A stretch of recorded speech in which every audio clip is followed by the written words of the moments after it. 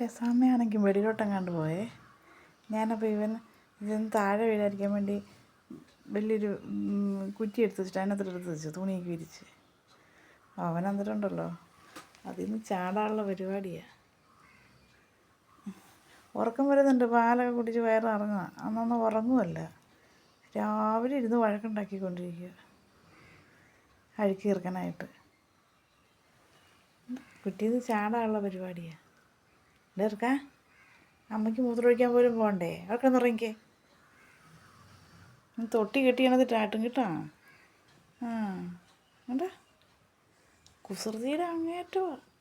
കണ്ണ് തുറന്നില്ല, എന്നാൽ നാളെ തുറക്കുമായിരിക്കും. അതുകൊണ്ടോ ഞാനവിടെ ചാടാൻ വേണ്ടി കൈ എടുത്തിട്ട് ചെറുക്കൻ്റെ ഓരോ പരിപാടിയുണ്ട്. 5 മിനിറ്റ് ഉണ്ട് ചാടുന്ന കട്ടലല്ലോ കേട്ടോ. ഈ ചെറുക്കനെ നോക്കി എൻ്റെ സമയം പോകും.